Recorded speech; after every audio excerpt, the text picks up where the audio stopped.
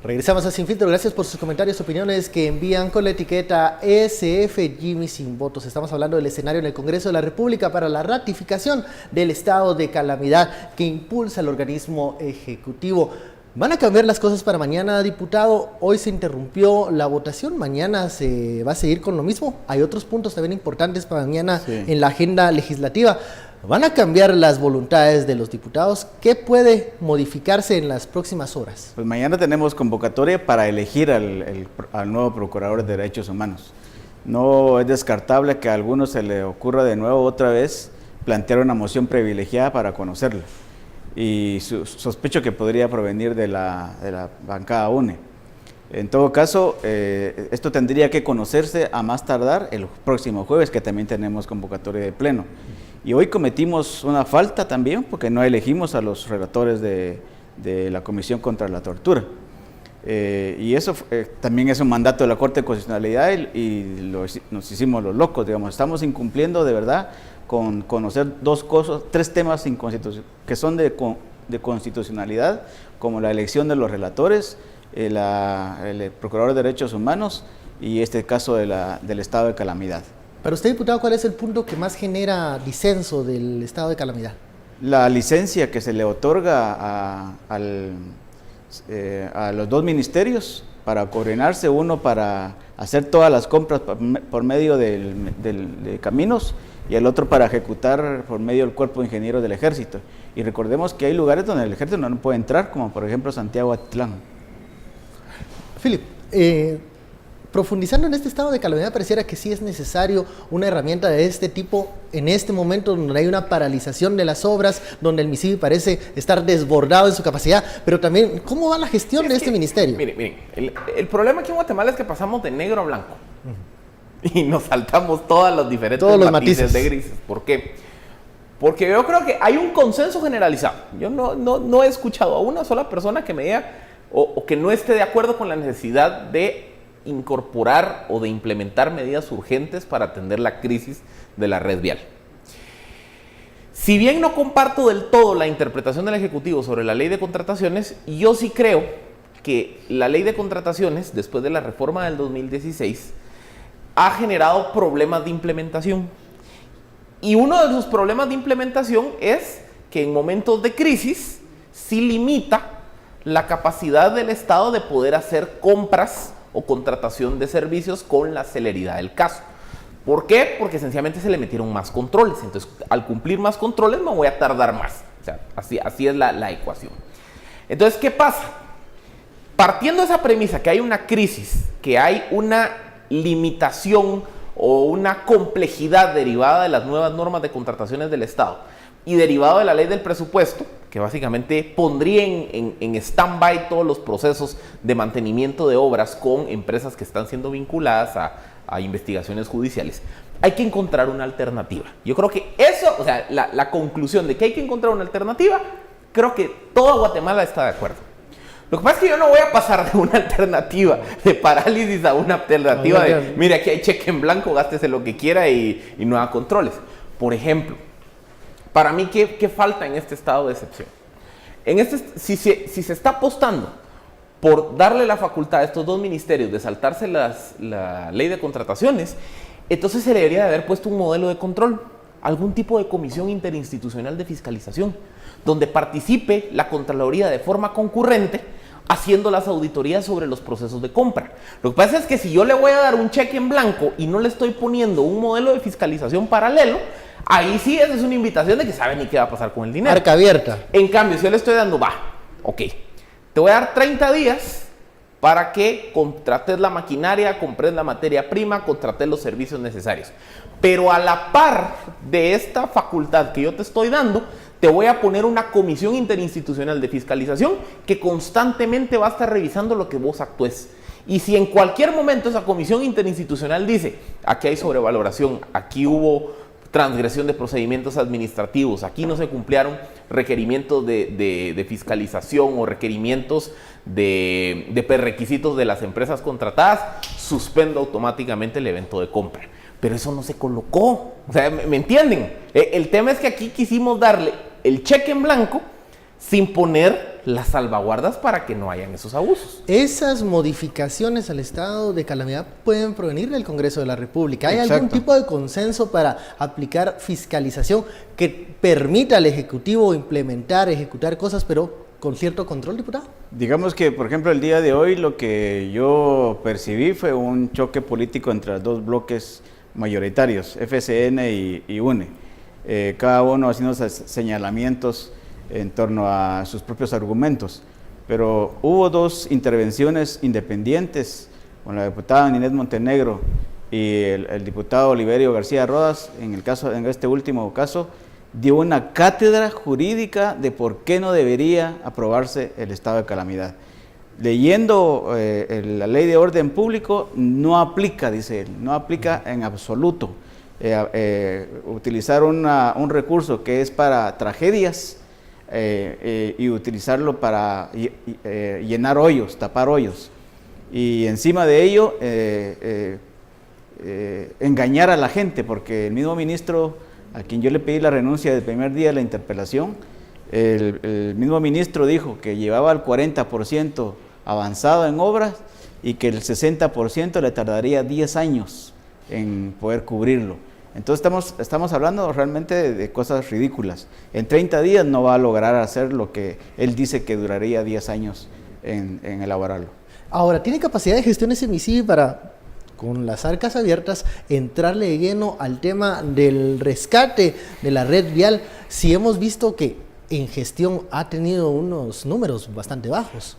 19%. Aparte de los problemas legales que se entienden, pero ya de por sí la gestión administrativa. Es que miren, regresamos un poco a lo que cuando hablábamos de la crisis de la red vial, y aquí el diputado que fiscalizó con más profundidad el Ministerio de Comunicaciones nos puede contar los casos que descubrió. Pero, por ejemplo, muchas de las licitaciones que se levantaron en enero para darle mantenimiento a la red vial, que en teoría debieron haberse aprobado en un ínterin de 3 meses, se cayeron por errores administrativos del mismo Ministerio de Comunicaciones.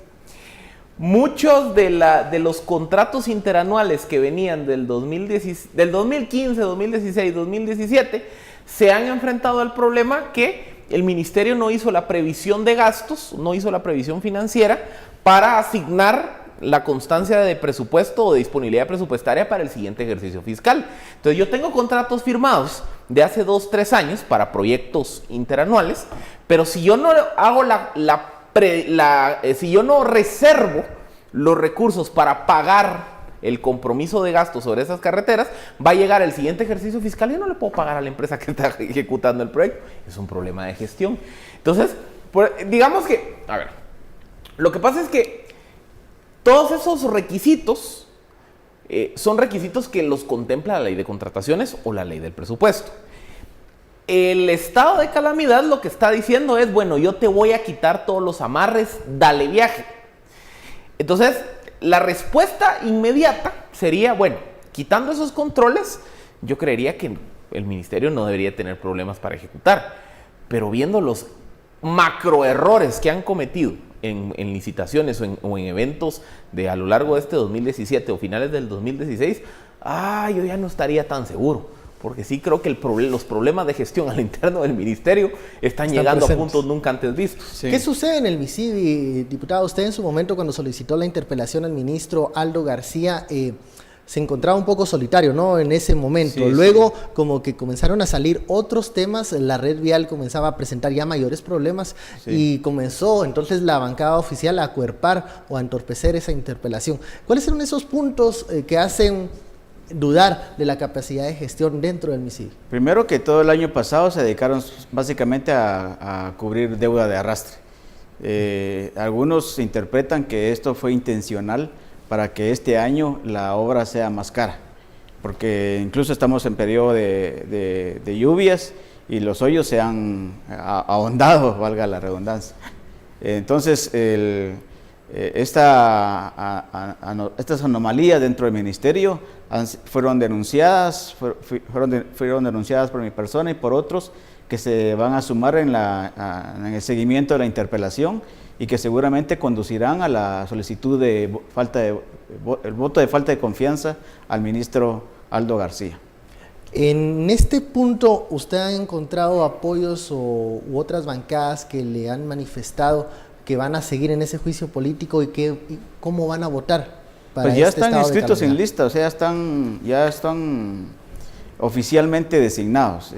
Seguiría el diputado Leocadio Juracán, los diputados Jairo Flores, Orlando Blanco, Carlos Barreda y el diputado Oliverio García Rodas. Ellos serían los que siguen en lista, y luego viene el debate político, que ahí es donde se le va a confrontar en cuanto a la incompetencia del actual ministro, al cual le hemos pedido al presidente de la República que lo destituya y que inicie con un nuevo plan, porque no se pueden casar con este plan. Tiene que haber un plan B, donde haya una responsabilidad efectiva de poder ejecutar sin recurrir a esta maniobra, a esta figura, donde se puede comprar de todo en estos 30 días sin que sepamos exactamente a quién y cómo y cuánto. A ver, hacemos memoria y las aventuras legislativas del presidente Jimmy Morales no han tenido mayor éxito en el Congreso de la República. ¿Tiene el organismo ejecutivo un plan B si no tiene éxito este estado de calamidad, si hay una obstrucción de parte de la oposición y de algunos grupos parlamentarios? ¿Qué plan B puede en este momento ejecutar el organismo ejecutivo para rescatar la red vial? Si no es el estado de calamidad. Hablaba el presidente en su momento en modificar la ley del presupuesto, ¿no? Y le pedía a los diputados, al parecer no ahondó en esa propuesta. ¿Qué se puede hacer para realmente volver a ser transitables las carreteras? Es que la otra propuesta de modificar la ley del presupuesto, el concepto es el mismo, que es ir a romper cadenas, básicamente a generar espacios de mayor flexibilidad a costa de menor transparencia. O sea, aquí lo que estamos viendo es una especie de conflicto que entre más controles le pongo yo a la contratación de obras y servicios por parte del Estado, se vuelve más difícil ejecutar. Lo que pasa es que si yo soy muy malo para hacer mi trabajo, esos controles terminan volviéndose prohibitivos, porque no los puedo cumplir, porque soy muy malo para cumplir los requisitos administrativos. Entonces, la segunda alternativa que el presidente proponía era modificar la ley del presupuesto para quitar, por ejemplo, los candados que yo les decía, la prohibición de seguir ejecutando contratos con empresas que están siendo investigadas. ¿Usted estaría de acuerdo con eso? Yo no. Segundo, algunos contratos relacionados con, algunas normas relacionadas con normas de disponibilidad presupuestaria o con la revisión de requisitos para pagar deuda de arrastre, que también es una invitación a corrupción. Es que aquí es donde estamos viendo el problema que hay. Si vengo yo y empiezo a quitar esos controles, es muy fácil que en la avalancha se me cuelen 1001 formas de corrupción. Entonces, ahí es donde hay que encontrar una solución más sensata. Recordemos también un último tema antes de buscar otras alternativas. Los estados de excepción históricamente han sido utilizados como un mecanismo de corrupción. Por ejemplo, en tiempos del Partido Patriota, recordemos que las compras por excepción en el marco del terremoto de San Marcos del 2012 dieron lugar a la contratación de materia prima, maquinaria y la construcción de vivienda, que a los 2-3 años las auditorías demostraron que estaban sobrevaloradas, primero, y segundo, que no habían cumplido los estándares de calidad. Anteriormente, en tiempos de la UNE, en el año, si no estoy mal, 2010, cuando se da la tormenta Ágata y la 7E, se da un colapso de la red vial. Ahí no era tanto por agujeros o por mal estado del pavimento de la carretera, sino que fue básicamente por aludes, desprendimiento de piedra, por que se desbordaron los ríos. Entonces, se aprueba un estado de excepción, un estado de calamidad, para permitirle al Ministerio de Comunicaciones, sin los controles de la ley de contrataciones, entrar a resolver esa crisis de comunicaciones nacional. ¿Cuál fue el problema? Ahí es donde se originó todo el fenómeno de la deuda de arrastre, porque el Ministerio de Comunicaciones, sin suscribir contratos, iba con las empresas y les decía: a la voz, andame a liberar tal camino, andame a dragar las orillas de tal río, andame a hacer tal cosa, después nos arreglamos. ¿Y qué pasó? Que se terminó estableciendo un gran bolsón de obra de la cual no hay control. Yo no sé qué se hizo y qué no se hizo, y alguna que sí se hizo, tengo a las empresas diciendo, me vas a pagar, pero el Estado no puede pagar. Entonces también esta receta del estado de calamidad mal utilizada en el 2012 fue corrupción, y mal utilizada en el 2010 no solo fue corrupción, sino un desastre administrativo que todavía hasta el día de hoy estamos viendo los efectos de ello. Bueno, vamos a una pausa, seguiremos hablando de este estado de calamidad y de las alternativas que puede tener el Ejecutivo para rescatar la red vial. Envíe sus comentarios con la etiqueta SF Jimmy Sin Votos. Volvemos luego de la pausa.